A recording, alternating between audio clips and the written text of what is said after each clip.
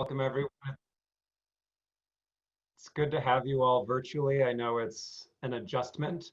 I attended a training for hospice, grief in the time of COVID, and it made the very important and challenging insight that the physical distancing, I invite everyone to stop saying social distancing, because our words are spells, and whatever word we use programs our brains. It is physical distancing, and our physical distancing is actually increasing our social reach, because we humans are very annoying and dumb. More on that later. So, the whole you don't appreciate what you have until it's gone. I read bedtime stories to my children way better when they were 30 miles apart than when they're with me. So super interesting how human nature works. And this training made the point that physical distancing is cutting off at the knees. It's really challenging our ability to comfort each other and support each other. And so we need to get very creative and make plans for when we can give each other a hug. And so I applaud the creativity. A little bit more about myself. As I think it was Aaron who said, I'm a humanist chaplain at prison and hospice. And when I felt my call to ministry, again, as a humanist with no supernatural beliefs, I felt that I needed to serve among the imprisoned and dying, because the imprisoned and dying is where religion, and especially the myth of the afterlife, does the most work. And I take a very functionalist approach to religion.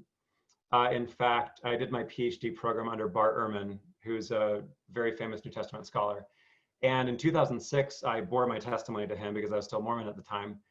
And I love that I still stand by that faith statement, which is, if God exists, God communicates to us through our psychology and sociology and physiology, our brains, bodies, and groups. Or even if there's no traditional God, we are evolved in such a way, our psychology, sociology, and physiology, to believe in God. And so I have found that by focusing on that functional intersection of religion and human nature, I can minister in a way that benefits pretty much everyone. But one fun challenge of this is it makes it so no one understands me. In fact, I had to defend my approach to religion to the Humanist Society, the religious group that endorses me as a humanist chaplain. So that's kind of funny. But I see religion as a very powerful human cultural technology. Let me get this going if I can. I'll share my screen first. That should work. Okay, everyone can see that? It was fun. I like the subtitle, Getting Religion to Serve You, since the idea of religion is serving God, so I enjoyed that playfulness. Okay, I really enjoyed putting this together. This is a flow chart to see in what way you can best engage with religion. Start here. So first, are you human? That's the first softball question. If you're not, please do let me know in the Q&A. One of my favorite headlines of all times was Elon Musk says aliens are already among us. He's not one of them. Sure, that's what you'd say if you were an alien trying to save us from ourselves.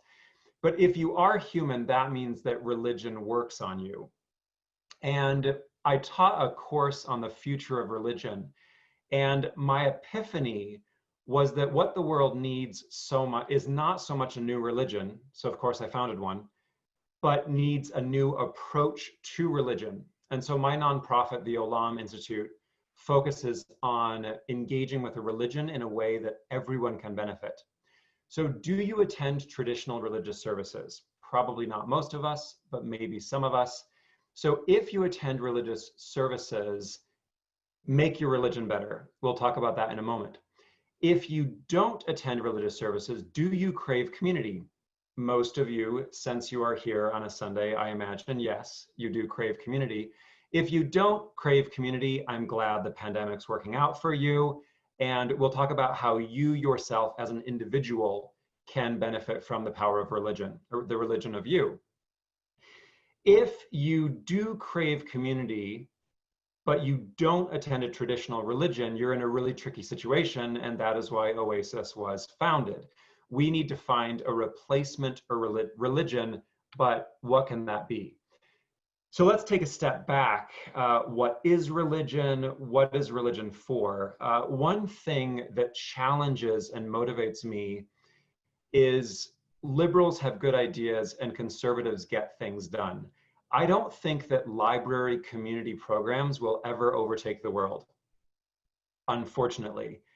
And it's really sobering. I'm thinking about Jonathan Haidt's work especially, but it's really Richard Sosis as well, that these really amazing institutions like Oasis and Humanism, I just don't think we're ever going to take on Catholicism, I'm afraid to say, but we can do our best. Let's take an even bigger step back, because if we're talking about why religion and how we can engage with religion, we need to talk about what is life for? You know, what is the purpose of life? What are people for? What is the point? I have found that a really nice dodge from nihilism is to look at us as social groups. From an evolutionary perspective, a key purpose of life is to thrive in the midst of a group in the face of chaos and adversity. E.O. Wilson, Yuval Harari, and others have talked about the fact that what makes us as humans distinct is we can cooperate flexibly in large groups. We are the only animal on the planet that can cooperate flexibly and in large groups. Insects cooperate in massive groups, but not flexibly. You know, bees will never form a coup against the queen, they're clones. Did anyone else see that the killer wasps have made it to the US? They tear apart hives of bees. I'm really worried about that. But Yuval Harari has taught me that even this idea that the purpose of life is to cooperate is its own myth. And he makes a very powerful argument that we as humans are also the only animal who can imagine things that don't exist and then make it exist. And I describe our current moment as a race to the death between innovation and cataclysm. I'm on team innovation. And I actually think this is one way where the COVID-19 pandemic could be the best possible outcome, because the current pandemic is World War III. But instead of us bombing each other, we are shoring up hospitals and making masks for each other and working on vaccines. So us as the human race against a vaccine, I think hopefully will mobilize us before it's too late. We need to take very seriously the fact that life is too complex and overwhelming and tragic for any one of us to navigate alone. Asking someone to thrive without religion or the ingredients of religion is like asking them to invent their own language. Okay, now some bad news. The bad news is that nature does not give a crap about your well-being. The target of nature, Richard Dawkins talks about this in The Selfish Gene. Nature only cares about genes. It doesn't care about individuals, and it only cares about survival, not thriving. So for example, I'm sure nature is thrilled by the success of chickens. My 11-year-old looked up how many chickens there are in the world. There are like 25 billion, and we keep eating them, but they're not happy. You know, shocking, even the ones that aren't thrown into a wood chipper when they're babies, like male chicks are. So nature is like, have you seen chickens? I mean, these are the most successful species ever, so many chickens, and yet they're miserable. And so we as humans are in a similar situation where we can survive, and our systems, like our current global systems, the current global religion is exploitative consumerism. You were already aware of that. And another cautious, cynical optimism that I have is that the pandemic will lean on our systems so heavily that it will break them if we don't actually take care of ourselves. I imagine most of you have heard the quote, "The system is not broken, it's yeah, acting precisely the way it was intended to. So for example, I work at prison, and prison runs on slave labor. And as soon, in fact, government institutions are required to use slave labor in their bids for making furniture, printing, and so forth. So our current exploitative, unequal, consumerist religion in the world today wants indentured servants. It wants us to be in a situation where we can pay our bills, but we are forever in debt. And it's doing a really good job. So again, I call my current approach redeemed realism. Stay with me, it gets better. Where it's a very courageous, unflinching description of the way things are. And then we talk about how to make it better. When I taught world religions, I would help students opt in to the class by challenging them on the first day of class. Can you name any aspect of culture more powerful than religion?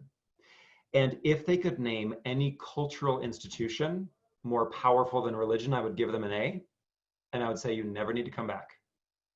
You have an A, bye. No one was ever able to, because there has never been a more powerful cultural institution than religion. Nationalism comes close, family comes close, but nationalism brings in the power of religion. And when family and religion fight, we see a lot of that in Utah. Enough said. So I'm going to be talking about religion as a cultural technology. I'll be and how you can benefit from it no matter what you believe. Again, this is the point of my ministry, the point of my nonprofit work. And we'll talk about the function of the sacred. Basically, the purpose of taboo and the purpose of sacred is to flag those aspects of human experience that overwhelm our thinking abilities. One reason why sex is a really big deal is because it can mean anything. It can mean anything or nothing. So even when you get consent 101 down, different people are thinking different things about what it means, so it's tricky. So cultural technology has flagged these aspects. Taboos focus on life, death, reproduction, relationships, and so forth. These really, really big explosive aspects of the human experience. And they say, hold on, be careful, or it's going to blow up in your face. Insert comment about presidential candidates here.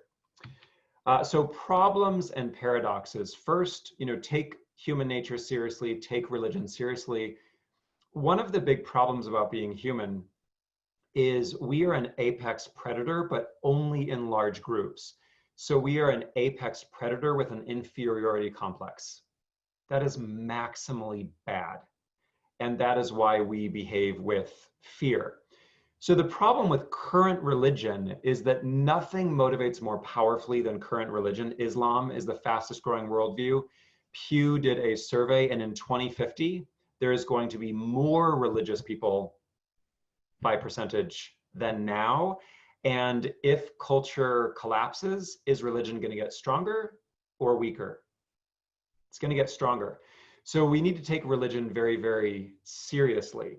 And one of the most challenging things is that religiosity, religious engagement, correlates with wellness, individual and collective wellness, again, better than anything else, and yet at a very high cost. So this is what motivated me to found the Olam Institute, and this is the vision of my nonprofit. And I'll talk about my nonprofit work as a framing for what we're talking about, and then I'll open it up to question and answers. So this is the best attempt that I am engaging in. Religious humanism, informed by social science, reverse engineers religion, translates it into culturally specific narratives, and aims it at individual and collective well-being and the world's urgent problems. My ministry experience and life experience has taught me that the most precious resource is motivation. Insert your swear word of choice here. It's hard to give a motivation. We have enough resources right now to heal the world. We have enough resources. I mean, Jeff Bezos single-handedly could fix most of the problems in the world, and yet we're not motivated. Now, that is too much individual blaming, because the actual truth is that we are as good as we are incentivized and empowered to be. And it's pretty much our systems that are doing the incentivization and the empowerment. And we are seeing this at a crisis point with COVID-19 because the degree to which we are able to relationship and work and help, it's all constrained by these systems that are buckling and even breaking underneath the pressure of this unsustainable system. So tagline, through religion done better, religious humanism fosters individual and collective well-being and aims to heal the world. And that's one reason why people can't quite understand me, because I am a religious humanist chaplain. And my main goal is to move through the world as a humanist minister and be able to move through pretty much any space where traditionally religious people go and do well. So what is religion? Religion is, this is my definition, a religion is a cultural system of interconnected belief and ritual. You have beliefs about the rituals that make the rituals more powerful in the context of community with reference to transcendent ideals. Now, ask the IRS, not the Supreme Court, one current paradox and tension with religion in our culture is that the Supreme Court has not made an official definition of religion. The IRS has a really nice definition of religion because the IRS is the one that needs to determine whether you can be tax exempt or not. The Elam Institute, I don't know if Oasis, I think it is. Oasis is tax exempt. I don't think Oasis is counted as a religion though. Is it? Are you qualified as a religion? Do you know? No, just 501c3. Yeah, super interesting. So on purpose, I deliberately made the Elam Institute a 501c3 religious organization so that I could benefit from the advantages of religion with reference to transcendent ideals. Now, why hasn't the Supreme Court laid out a definition of religion? Because it would break religion. This is one of the biggest paradoxes, is that religion only works at full force when you don't know how it works. Sorry, I'm going to spoil it, and I'm going to talk about how it works. Let's break down what the ingredients of religion are. So a cultural system is wisdom way older than you. You know, that's what traditional wisdom is. It is the wisdom of generations and generations and generations. Beliefs are the way that we make sense of the world, which is a fundamental need of humanity. We need narratives, we need stories. In fact, one thing I've learned through ministering with the imprisoned and dying is that the stories, which are lies functionally, the stories we tell about ourselves are more important than our lives. We will die rather than admit we're wrong, most of us, unless we cultivate the ability to be wrong. Ritual is meaningful routines and actions. Community gives us belonging, and transcendent ideals, it's not just about you. It's plugging into something bigger. All of us, no matter how we feel about religion, even if we're allergic to religion, we all have our favorite bits of religion. Alain de Botton gave a really good TED Talk, Atheism 2.0, about this. He has the School of Life, which is absolutely fantastic. I have realized that not only do I need to found a seminary, I need to found a monastery and establish a humanist order of monks, because that's the only thing that pushes all of the human buttons and engages the whole human experience. So what about the dark side? We need to talk about the dark side of religion. And this is where a lot of liberal progressive institutions fail. I think Unitarian Universalism is great. Unitarian Universalism is the largest humanist group in the world, and yet doesn't give much to fight about. So what the hell?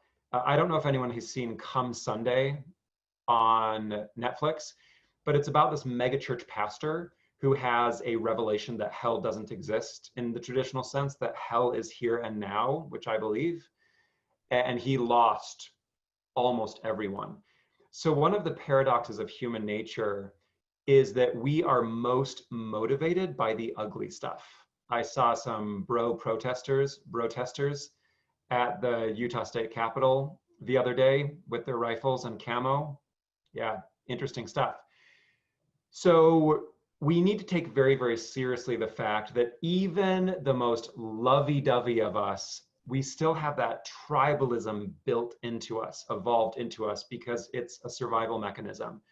And so, for example, fear-based motivation is 2.5 times more powerful than reward seeking.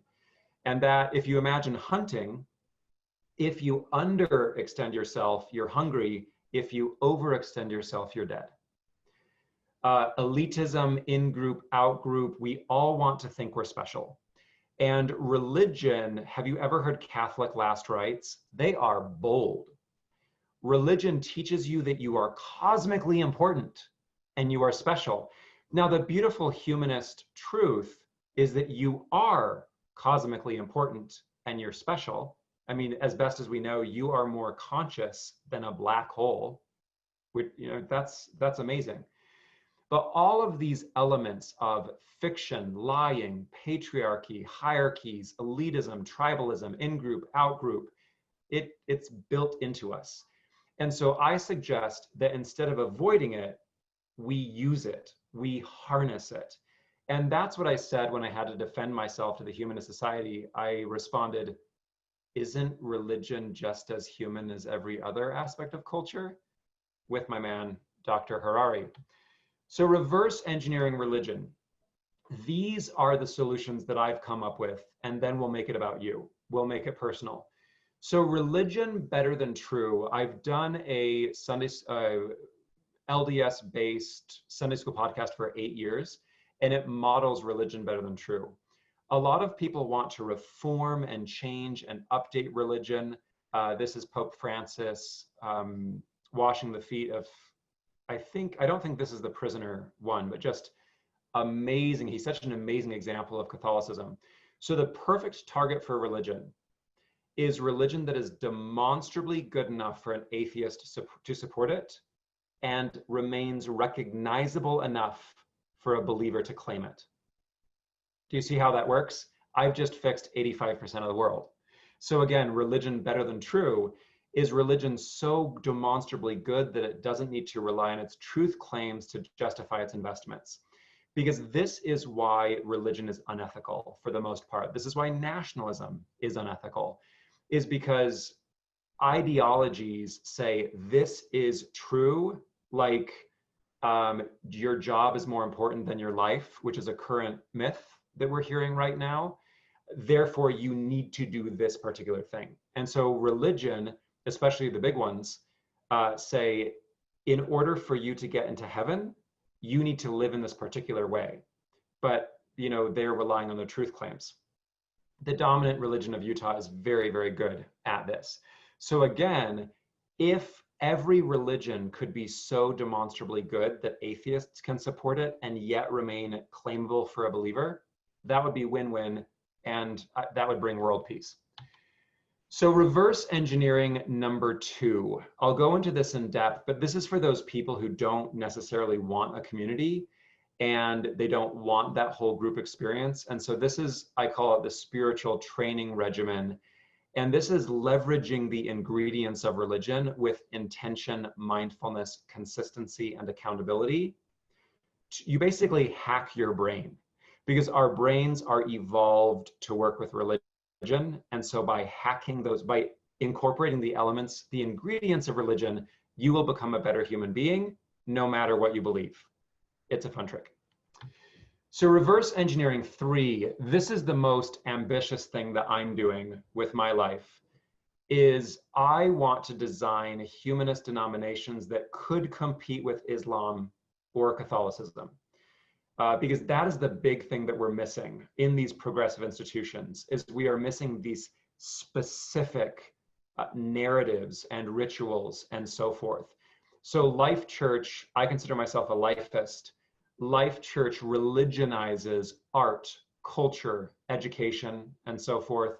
Earth Church religionizes outdoors culture, worship of nature, neo-paganism, indigenous elements, and so forth. And then Geek Church religionizes popular culture. So I'll give you a taste of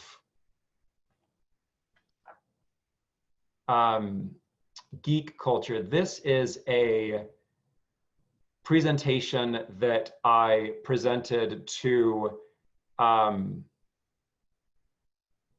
at FanX, and this is the wording of the presentation. It says, "Can made-up stories save the world for real? You may not be aware, but geekdom is a pretty damn big deal. People memorize the languages from Lord of the Rings and Star Trek. Not only do people have Star Wars themed weddings and children's names, but so many Australians declared themselves to be Jedi that the atheists complained it threw off their numbers." That really happened. That's true. The Harry Potter books have contributed to millions of children loving reading, and those Marvel movies have made over $20 billion. But what is the point of all of this? Could we do more? Could we use these powerful stories to improve our own lives and even save the world? This presentation invites you to explore your relationship to popular culture in a way that will help you become a better human being, even a hero. Who is your hero guide? What would Hermione do? Which characters represent your strengths and weaknesses? Which passages of books or comics function as scripture for you? What would be on your geek altar? By adding ritual, mindfulness, and consistency to your engagement with popular culture, you can become like the heroes you admire. And so this is my motivation, is using the power of religion to leverage it with well-being. And like my own hero guide, I have my Professor X cufflinks. Professor X is my hero guide. I love the fact that Professor X's actual power is not using his powers. If you've seen Logan, you know how important that is. And I really love this line from Days of Future Past, where Professor X, where he's talking, his younger self is talking to his older self, which is a really great ritual. And he says, the greatest gift we have to give is to bear their pain without breaking. And to bear pain without breaking is a really good summary of ministry and being a good human being. So benefiting from religion, how do you, each of you, however you are, benefit from religion? Well, what you do is you figure out your own sacred texts, sacred music, sacred space, sacred time, sacred self, sacred belonging, and sacred service. Remember that the purpose of the sacred is to mark and delineate certain aspects of the human experience as special and different. And with Buddhism and other traditions, you can go all the way down to the rabbit hole and to say everything is sacred. As Abraham Herschel said, just to be is a blessing, just to live is holy. And that's how I feel as a religious humanist, is that consciousness, being conscious, being alive, is a miraculous privilege and therefore sacred. So what we need to do, take a moment as I go through this next stage of the presentation, be thinking to yourself, what is your scripture? What passages and books most inspire and motivate you? What myths and stories most resonate with you? What would be included in your own personal canon? And then you have that consistency and accountability where you say, okay, I'm going to pick this book and I'm going to read from it 5 minutes a night. You get scripture study back. My personal scripture is Consolations by David White. It is in a powerful collection of devotions and essays. And I have other ones. Okay, sacred music. What music most inspires you? What music helps you meditate and center yourself? What music evokes particular emotional reactions? Which music communicates your identity? So I am all about soundtracks. Like Skyrim is one. My current song on repeat is Merlin's Staff from Transformers: The Last Knight. It is just amazing. As I do my work, I will just listen to that on repeat. Hans Zimmer is my choir master, you know, as far as my own religion. Like I love, love, love Hans Zimmer. So again, isn't it interesting and tragic that you yourself don't know the answer to these questions until you think to ask? And this is what I mean when I say wellness and thriving exists beyond preference. If you just float through life, you will never know yourself to the degree that we can. That's a big thing hospice has taught me, is that most of us go through our entire lives without knowing ourselves or the people that we are close to. Sam Harris has this really beautiful meditation, It Is Always Now. And he says, we are idle, that's my word, but we go through life trying to avoid life, and the tragedy is we mostly succeed. So sacred space, where do you feel the most yourself? Where do you recharge, access your better self? And so in your own house, I recommend setting up a little altar. My son just came home from Utah State and he wanted to move the television into the living room. And I said, I don't want there to be a television in the living room. I like my books in the living room. I very, very purposely do not want a television in the living room. So sanctuaries, and then we can also have retreats and pilgrimages. So on my bucket list is I want to visit famous libraries and cathedrals.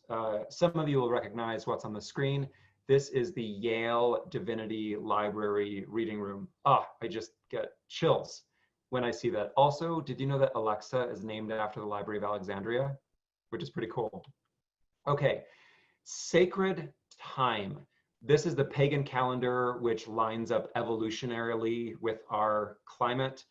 I was filling out an application and I wanted to put Viking as my race, but that probably wouldn't go over well.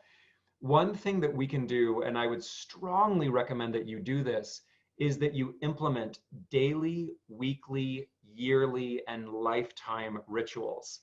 Just recently, so one of the most powerful things you can do is right when you wake up and before you go to bed, hold your chest and your stomach,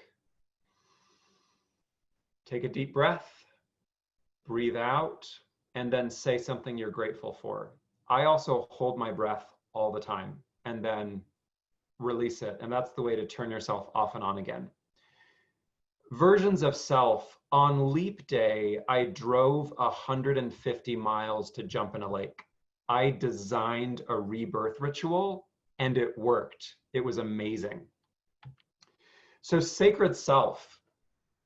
I pray to my true self often. What is your best self? One thing I'm working on is don't push yourself forward with goals. Imagine or discern your best self and allow that best self to pull and invite and inspire you forward.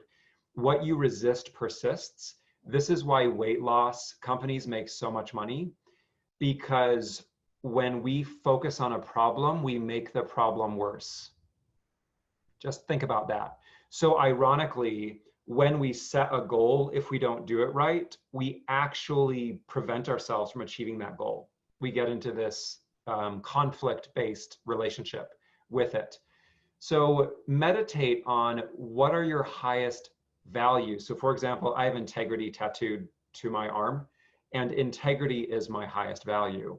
I focus on living with proper form, and I have found that if I focus on living with proper form, I feel peace no matter what happens. And that's a huge accomplishment. What are your commandments? The Humanist Society has 10 commitments that are really lovely. What do you want to be known for? How do you want to be remembered? What is your best self like? What is your purpose? I love this term, ikigai, which is a Japanese term for the intersection of what you love, what you're good at, what the world needs, and what you can be paid for. And I understand that that is a consumerist, work-based model of life fulfillment, but it's one that takes up a lot of our lives. So sacred belonging and sacred service. Meditate on these questions. What is your relationship to your family? I invested in my family much more after I got divorced. Again, that pesky human nature. Who is your family of choice? Who is your tribe? I tend to experience romantic relationships as home, and being single, I have had to confront that, and it's been very beneficial. I am working on being my own home. This is one of the greatest quests of life, is become your own greatest love and become your own sanctuary and become your own home. It is a tragic paradox that we are the ones who spend all the time with ourselves, and yet too often we don't love ourselves adequately. As a rule, we don't love ourselves adequately. Our entire global economy is based on us not loving ourselves adequately. So who do you confide in? Who could you count on for pretty much anything? I hope that all of us can increase the amount we can count on ourselves, and that we have at least one person in our life that we could call at 2 a.m. for anything. And then service, how are you caring for yourself around you? How do you invest in others? By the way, Oasis community can implement these same principles to increase the power and effectiveness. So this is the last slide, and then we can open it up to questions and answers. In conclusion, I invite all of us to meditate on our relationship with the ingredients of religion. And I know that a lot of us have a negative reaction to the idea of religion, but again, it's just an aspect of human culture. So think about the religion of your heritage. One of the great blessings of serving as a chaplain and minister are the same thing, is that I have a much more integrated, calm relationship with pretty much all religions, including Mormonism. So having a healthier relationship to the dominant religion in Utah would be useful. What is your relationship to near religions? And Yuval Harari has actually taught me that things like the military, academia, government, sports are not near religions. They are just actual religions. And then again, what is your relationship to these religious elements? And I have found it true in my life, and I encourage all of you, that if you incorporate these elements of religion that we're talking about, which are just elements of being human, you will unlock keys to thriving. So in summary, I hope that all of us can make religion our own.